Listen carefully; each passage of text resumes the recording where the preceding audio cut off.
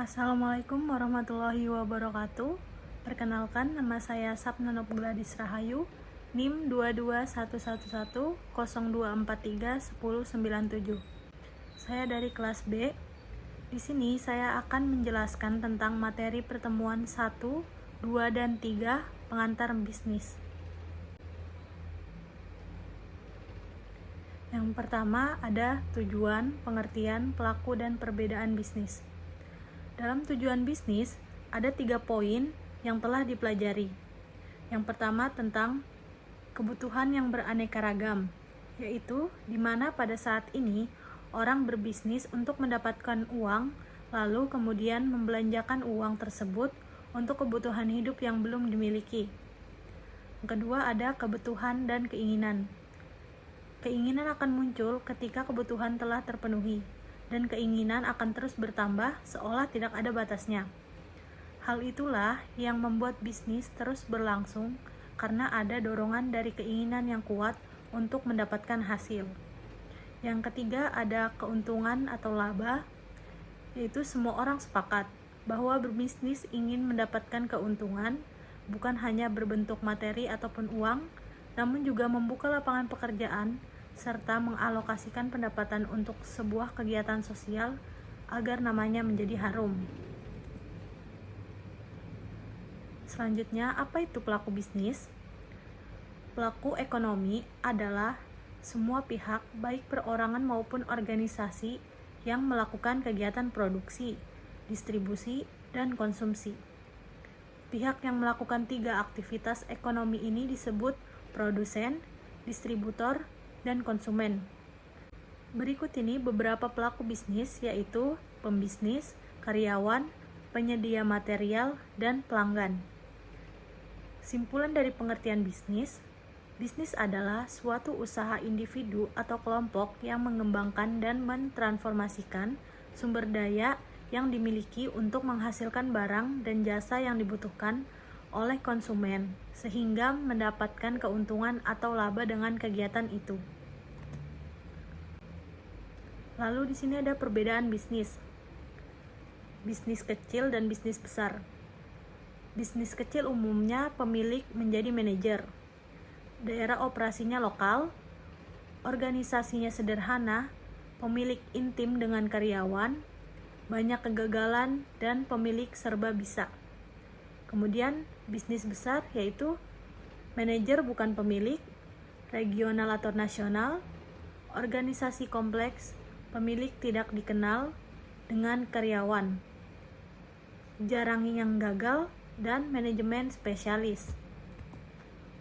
Selanjutnya, tanggung jawab sosial perusahaan atau corporate social responsibility atau CSR, yaitu tanggung jawab sosial perusahaan adalah suatu konsep bahwa perusahaan memiliki berbagai bentuk tanggung jawab terhadap seluruh pemangku kepentingannya, yang diantaranya adalah konsumen, karyawan, pemegang saham, masyarakat, dan lingkungan dalam segala aspek operasional perusahaan yang mencangkup aspek ekonomi, sosial, dan lingkungan.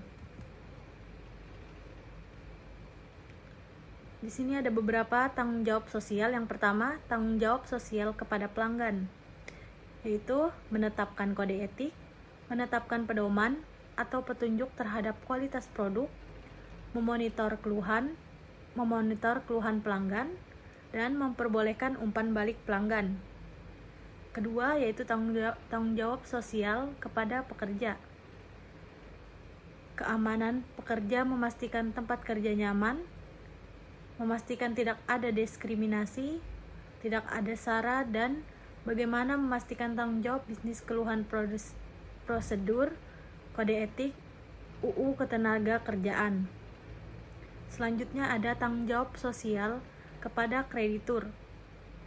Memiliki kewajiban keuangan dan juga menginformasikan kreditur jika mempunyai permasalahan keuangan. Lanjut, di sini ada tanggung jawab sosial kepada pemegang saham. Perusahaan bertanggung jawab memuaskan pemilik atau pemegang saham manajer. Perusahaan memonitor keputusan perusahaan untuk meyakinkan bahwa Mereka membuatnya untuk kepentingan pemilik, termasuk juga gaji karyawan dikaitkan dengan kinerja perusahaan. Lalu ada tanggung jawab sosial kepada lingkungan.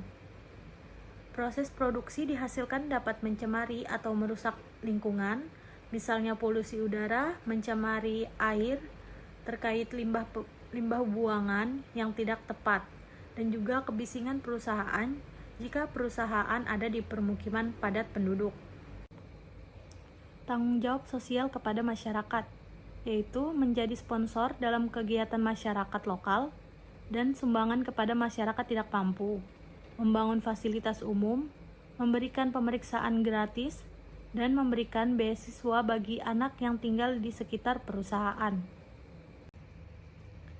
Selanjutnya ada bentuk hukum lingkungan, kebaikan, dan keburukan perusahaan.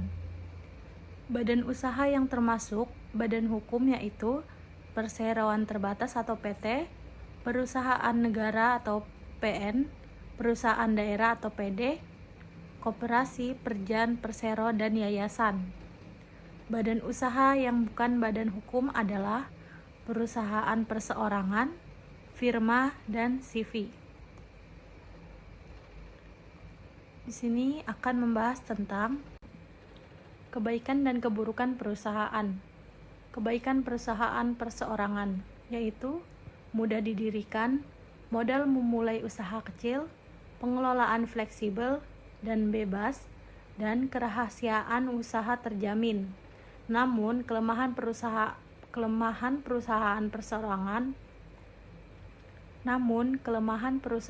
perseorangan yaitu pertanggungjawaban tidak terbatas, modal terbatas, kualitas manajerial dan kualitas pekerjaan terbatas, dan kelangsungan operasi perusahaan terbatas. Selanjutnya ada kebaikan perusahaan perkongsian, yaitu lebih banyak modal dapat dikumpulkan, lebih banyak keahlian yang diperoleh, dan umur usaha lebih panjang. Namun kelemahan perusahaan perkongsian yaitu tanggung jawab yang tidak terbatas, sukar memperoleh modal masih dapat berlaku namun kecil kemungkinan, dan terjadinya kesalahpahaman antar anggota. Selanjutnya ada kebaikan perusahaan perseroan terbatas, yaitu tanggung jawab terbatas, saham perusahaan mudah ditunaikan, pengelolaannya lebih profesional. Namun kelemahan perusahaan tersebut yaitu pendiriannya lebih kompleks, 2 kali pembayaran pajak, peraturan yang harus dipatuhi lebih banyak, sukar merahasiakan perusahaan, dan dapat mengurangi motivasi kerja. Baik, cukup sekian penjelasan dari saya. Saya akhiri. Wassalamualaikum warahmatullahi wabarakatuh dan terima kasih.